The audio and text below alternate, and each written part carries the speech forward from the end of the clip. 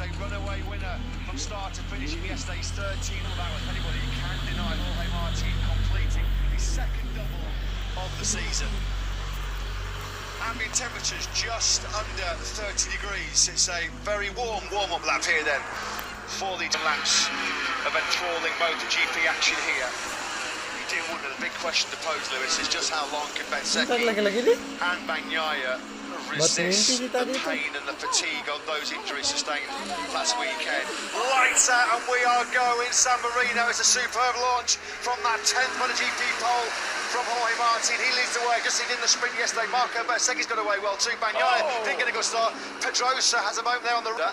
Really good start for Miguel Oliveira. He's up 3 into 7th place, just ahead of the Marquez brothers. Aleix Espargaro is 10th. He's lost 4 places off the line, so 4 starts for the 2 factory Aprilias. Aleix Espargaro has actually dropped behind Luca Marini now into 11th. He now close to Bagnaia, but Bagnaia is to Martin. We saw them almost going side by side through 4 and 5, but Bagnaia now settling into 2nd place. Crucial moment, the crucial move for Brad Binder in these early stages to get ahead of Dani Pedrosa. Advantage count as he's up there in 8th place. Yeah, did a really good start to the Grand Prix for Marc Marquez, who did launch himself up the order early in the race in Catalonia. Only 2 slipped back as the race unfolded, and we're hoping that close to the front of this race as possible. As soon as he's got Jorge Martin right ahead of him, that will just keep him dialed in, just keep the adrenaline pumping. You feel the longer this race goes on, the more of a physical challenge it's going to be for Bagnaia, particularly if Martin starts to. Bagnaia once again able to carry that tighter line through turn 4. Martin then has the better look at 5. We now ride through 6 with Jorge Martin, the pole man, looking back at Bagnaia. Bezzecchi, the fastest rider on track. He's at the fastest. He's 7/10 of a second behind Bezzecchi, so he's found a couple of tenths actually to the Mini VR46 rider on this 4th lap. Although, to be fair, he didn't lose a lot of that in the first sector, so it's kind of restored Binder to where he was when the lap began. Martin is in wide, he goes in really, really wide. That's going to drop him back into the clutches of Binder, and of course cost him time to Bagnaia directly ahead of him. He was able to regroup, but just running slightly offline there, Bezzecchi has cost him half a dozen bite. Maverick Vinales victory. Coming from a long way back though, it's Marco Bezzecchi into Quercia corner. Bezzecchi. Brilliant move on the brakes into Quercia. He's now going to make that move all over again. It's going to be kicking himself inside that helmet right now, Marco Bezzecchi, because it was a beautiful move to get into that 2nd place. Pecco Bagnaia on the brakes. Bezzecchi will also not only play into the hands of Martin, but also, of course, into the hands of Binder, who will just close in on that leading trio. There he is on the 33 now, coming through your picture. Fastest rider on circuit, just a second off the lead now. Quicker than that. Look at the leading 4 then, led by Jorge Martin. This trio of Ducatis, the top 3 in the World Championship, the top 3 in this Grand Prix. There's the gap that we're tracking between Bezzecchi and Binder. Not getting any closer really on this lap. 8th place, the next best Honda, you've got to go all the way back down to Joan Mir, who is, well, Stefan Bradl actually, the test rider, who was in 20th place. Talk about the contrast from one Sunday to the next for Aleix Espargaro. He's down in 13th place. We just saw it on the previous lap. Martin, Bagnaia and Bezzecchi picked up their speed, going to the 131s. It was just too hot for Binder to handle. Turn 14. There it is, into turn 14. The yellows briefly came out in the 4th sector just before we're seeing is, I'll be honest, I didn't expect Pecco to be able, with his injuries, to match lap for lap, absolutely match Martin, but he can. But it's another thing to get past. So both of the factory KTMs down on consecutive laps. There on now is the wild card, the old warhorse himself, Dani Pedrosa in 4th place. He was always a genius, wasn't he, at rear time management, helped by his lightweight and his silky smooth riding style, not overstretching the tyre. But increasing presence in the back of the front of this Grand Prix as Martin, Bagnaia and Bezzecchi continue to trade lap times in the low 32s. Pedrosa's in the 31s yet again. 32.2 for the first 2, 32.3 for Bezzecchi.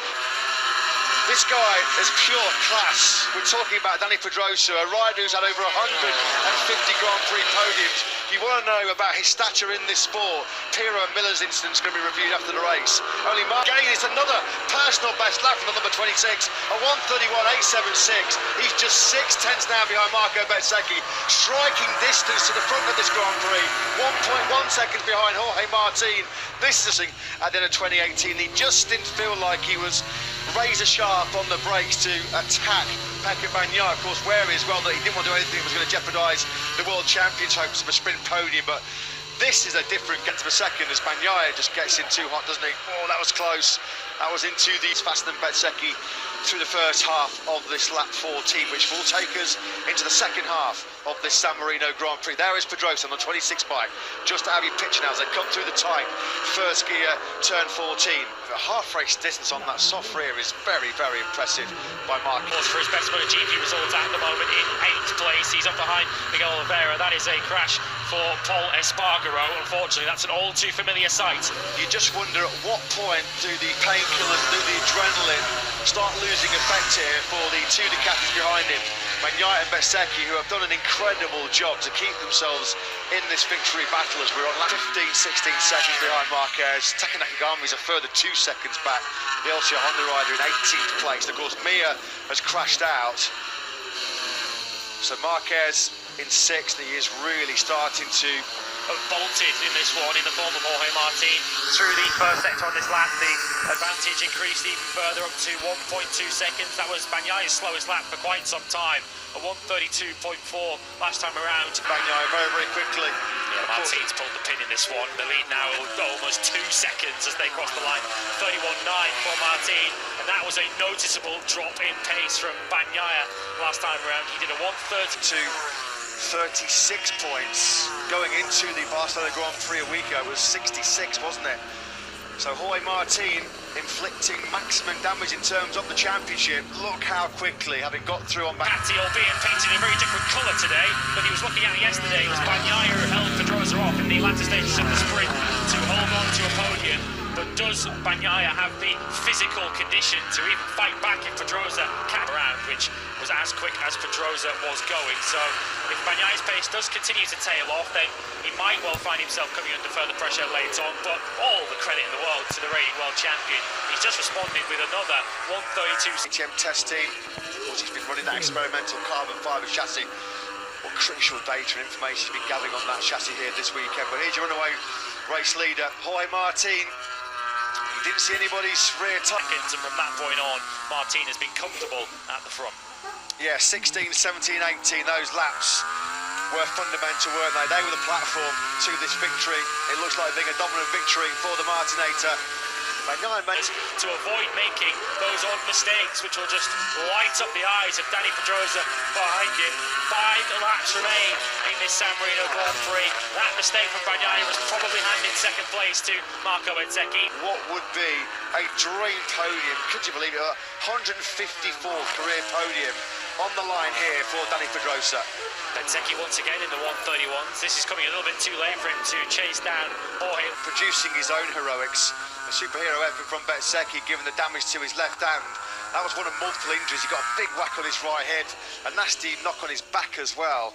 As you mentioned, just the left hand that's the worst of several injuries. And 9th place. Alex Marquez runs 10th at the moment. He's got Aleix Espargaro and John Zarco right behind him, with Fabio Quartararo having a poor lap last time around, which is probably put paid to any hopes of him salvaging a top 10.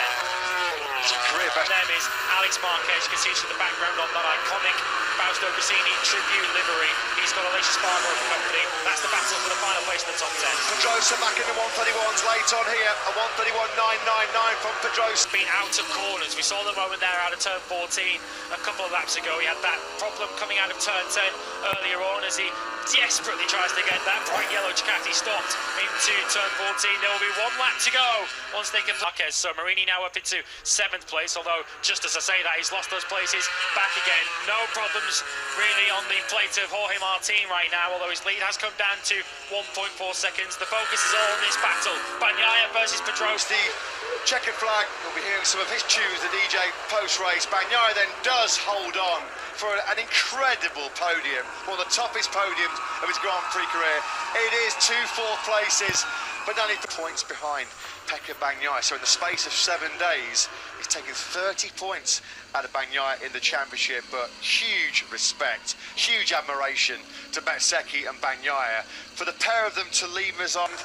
Not a big fan of this Misano circuit. A couple of crashes here in 2021, a lowly 9th here last year, and he said in the pre-event press conference, yeah, come here with pretty low expectations, and he leaves with a pole, a sprint, and a Grand Prix. Of course, maximised his points return from Barcelona on a weekend where Aprilia were dominant. He made sure he finished best of the rest in 3rd place.